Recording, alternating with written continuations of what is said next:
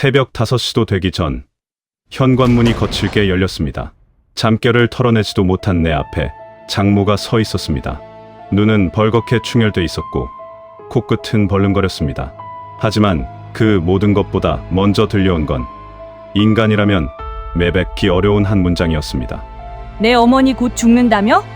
그러면 돈 좀 생기지 않겠어? 사돈 재산 들어오면 나도 좀 챙겨. 순간 머릿속이 하얘졌습니다. 손에 들고 있던 머그잔이 힘없이 바닥으로 떨어졌습니다.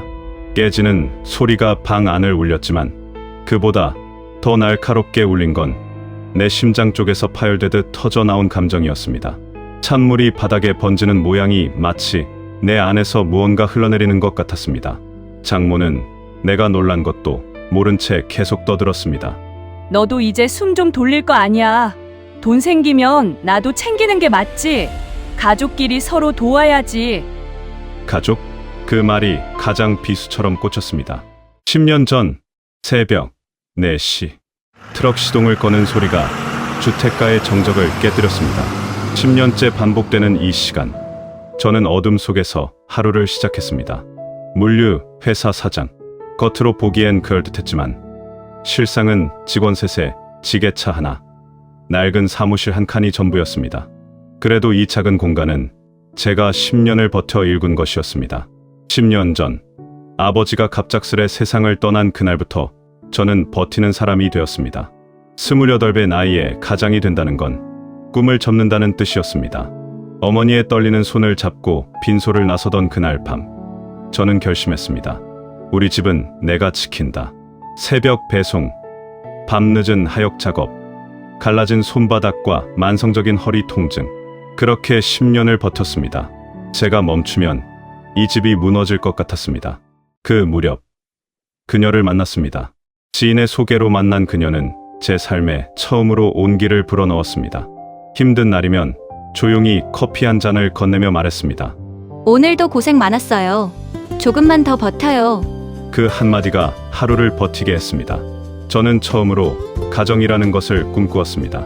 이 사람과 함께라면 무너질 듯 버텨온 삶이 조금은 단단해지지 않을까, 그렇게 믿었습니다.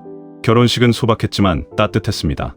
하지만 처음 만난 장모는 저를 아래 위로 훑어보며 말했습니다. 사위가 사장이라며? 그럼 집은 넉넉하게 해주겠네. 우리 딸 고생시키면 안 돼. 그때는 그냥 어른의 농담이라 넘겼습니다. 하지만 그게 모든 불행의 시작이었습니다. 결혼 후 첫 달, 아내의 첫 월급날이었습니다. 그녀가 환하게 웃으며 집으로 들어오는 모습만으로도 행복했습니다.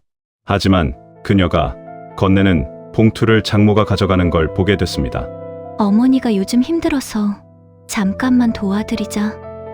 잠깐. 그 말은 한 달이 되고 2달이 되고 반년이 되었습니다. 어느새 아내의 월급 전부가 장모의 손으로 들어갔습니다. 그리고 장모는 저에게도 손을 뻗었습니다. 사위가 사장이라며? 50만 원쯤은 줘야 체면이 서지. 처음엔 거절하려 했습니다. 하지만 아내의 눈빛을 보면 말이 막혔습니다. 그 눈에는 딸로서의 죄책감과 아내로서의 미안함이 뒤섞여 있었습니다. 그렇게 한 달, 2달, 석 달이 지났습니다. 수원 월급 주고 회사 운영비 내고 장모에게 보내고 나면 제 통장엔 늘 바닥이었습니다. 저를 위한 건 아무것도 없었습니다. 어느 순간부터 저는 제 삶의 주인이 아니라 장모의 지갑이 된 것 같았습니다. 우리도 좀 아껴야 해. 회사가 크다고 해도 여유가 있는 건 아니야. 조심스레 말을 꺼냈지만 아내는 미안한 얼굴로 답했습니다. 어머니가 나 때문에 고생 많이 하셨어. 나는 아직 딸이잖아. 딸, 사위, 장모, 단어는 가족인데 관계는 점점 멀어지고 있었습니다. 저는 계속 참았습니다. 가정을 지킨다는 명목으로, 가족이라는 이름으로. 장모의 요구가 점점 커져도, 아내의 월급이 통째로 나가도 저는 아무 말도 하지 않았습니다. 참으면 나아질 거라고, 시간이 지나면 달라질 거라고 믿었습니다. 하지만 달라진 건 아무것도 없었습니다. 장모의 요구는 멈추지 않았고 아내는 중간에서 점점 무너져 갔습니다. 그리고 저는 서서히 소진되어 갔습니다. 어느 날 어머니가 병원에서 정밀 검사를 받았습니다. 의사는 말끝을 흐렸습니다. 지켜봅시다. 앞으로 자주 오셔야 합니다. 그 한마디가 가슴을 짓눌렀습니다. 어머니는 저를 안심시키려는 듯 웃었지만 저는 그 미소에 담긴 깊은 피로를 읽을 수 있었습니다. 병원을 나서는 길, 어머니가 조용히 말했습니다. 너 힘들지? 순간 가슴이 뭉클했습니다. 10년 동안 누구도 제게 그런 질문을 하지 않았습니다. 아니, 제가 그 질문을 들을 자격이 없다고 생각했는지도 모릅니다. 괜찮아요, 어머니. 괜찮은 게 아니라는 거 엄마는 다 알아. 내가 얼마나 버티고 있는지. 어머니의 손이 제 손을 감싸 쥐었습니다. 아들아, 너도 내 삶을 살아야 해. 버티는 것만이 사랑이 아니야. 때로는 놓아주는 것도 사랑이란다. 그날 밤, 저는 오랫동안 잠들지 못했습니다. 어머니의 말이 계속 맴돌았습니다. 버티는 것만이 사랑이 아니야. 그리고 그날이 왔습니다. 새벽 5시도 되기 전 현관문이 거칠게 열렸습니다. 잠결을 털어내지도 못한 제 앞에 장모가 서 있었습니다. 내 어머니 곧 죽는다며? 그러면 돈 좀 생기지 않겠어? 사돈 재산 들어오면 나도 좀 챙겨. 장모의 입에서 흘러나온 말은 악담이 아니라, 욕설이 아니라 그냥 악의 그 자체였습니다. 내 어머니 아프다며? 그래, 결국 돌아가시면 내 목 좀 생길 거잖아? 나도 좀 챙겨줘. 저는 천천히 숨을 들이켰습니다. 그리고 그 숨이 내려앉기 전에 오래된 기억 하나가 떠올랐습니다. 아버지의 장례식장에서 결심했던 그 밤, 우리 집은 내가 지킨다. 하지만 지금 제가 지켜야 할 것은 무엇인가? 형식뿐인 가족인가? 아니면 저 자신인가? 저는 천천히 몸을 돌려 장모를 바라봤습니다. 당신 지금 무슨 말을 하는지 아세요? 장모는 오히려 억울하다는 듯 어깨를 으쓱했습니다. 아니 왜? 돈 있으면 가족끼리 나누자는데 뭐가 문제야? 그 순간 저는 말했습니다. 나가세요. 장모의 표정이 단숨에 뒤틀렸습니다. 내가 나를 몰아내? 내가 널 성의로 받아들여줬는데. 그리고 그녀는 손톱으로 제 얼굴을 긁었습니다. 따끔한 통증이 퍼졌고 피가 손가락 끝을 타고 흘렀습니다. 다음엔 발로 제 정강이를 강하게 찼습니다. 아내가 비명을 지르며 말렸지만 이미 무언가 너무 깊게 무너져 버렸습니다. 장모를 밖으로 밀어내고 문을 닫자 문틈으로 들리는 그녀의 고함이 한참 동안 계속되었습니다. 그 후의 침묵은 폭풍보다 더 무거웠습니다. 아내는 며칠 동안 밥도 제대로 먹지 못했습니다. 제가 다가가 말을 걸려 해도 아내의 눈에는 늘 죄책감과 두려움이 뒤섞여 있었습니다. 그래도 엄마야, 내가 어떻게... 저는 조용히 말했습니다. 그건 가족이 할 말이 아니야. 그 말이 떨어지자 우리 사이에 보이지 않는 벽이 생겼습니다. 아이들은 아무것도 모른 채 웃고 뛰어다녔지만 그 웃음조차 우리에게는 점점 멀게 느껴졌습니다. 며칠이 지났습니다. 장모는 끊임없이 전화를 걸어왔고 때로는 새벽에 문을 두드렸습니다. 하지만 저는 더 이상 문을 열지 않았습니다. 아내는 저와 눈을 마주치지 못했습니다. 식탁에 둘이 앉아도 말이 없었습니다. 밤이면 각자의 방에서 잠들었습니다. 어느 날 밤, 저는 혼자 소파에 앉아 지난 10년을 돌아봤습니다. 아버지가 떠난 후 저는 버티는 사람이 되었습니다. 가족을 지킨다는 명목으로 제 삶을 깎아냈습니다. 결혼 후에도 마찬가지였습니다. 장모의 요구에, 아내의 죄책감에, 가족이라는 이름에 저를 맞췄습니다. 하지만 그렇게 버틴 10년 동안 정작 저는 무엇을 지켰나? 형식뿐인 가족, 끝없는 요구, 아니면 그저 무너지지 않으려는 저 자신. 저는 밤마다 잠들지 못하고 어두운 천장을 한참 동안 바라보는 날이 많아졌습니다. 이대로는 모두가 더 망가질 것 같았습니다. 어느 날 아침, 아내가 조용히 말했습니다. 엄마가 미안하대. 그때 너무 심했다고. 저는 커피를 마시다 손을 멈췄습니다. 사과? 응, 다시 시작하자고. 우리 가족 모두 다. 아내의 눈에는 간절함이 가득했습니다. 딸로서, 아내로서, 어머니로서 모든 걸 지키고 싶은 그 마음을 저는 이해했습니다. 하지만 저는 고개를 저었습니다. 안 돼. 왜? 엄마가 사과했잖아. 사과로 해결될 문제가 아니야. 아내의 목소리가 떨렸습니다. 그럼 어쩌자는 거야? 엄마랑 영원히 안 볼 거야? 저는 천천히 말했습니다. 당신 어머니는 내 어머니가 죽기를 바랐어. 그것도 돈 때문에? 그게 사과로 지워져? 아내는 울음을 터뜨렸습니다. 나는 어떻게 해. 엄마도 당신도 다 내 가족인데. 저는 아내를 안아주고 싶었습니다.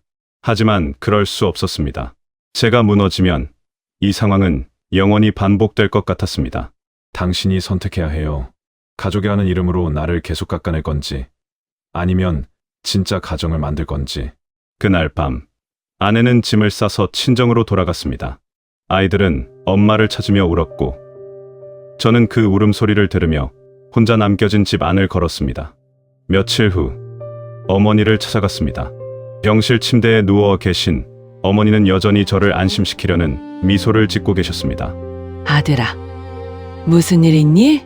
저는 한참을 말없이 앉아 있다가 조용히 털어놓았습니다. 장모가 한 말, 아내와의 갈등, 그리고 지금의 상황까지 모두. 어머니는 제 손을 꼭 잡으셨습니다. 내가 잘했어. 제가요? 버티는 것만이 사랑이 아니라고 했잖니?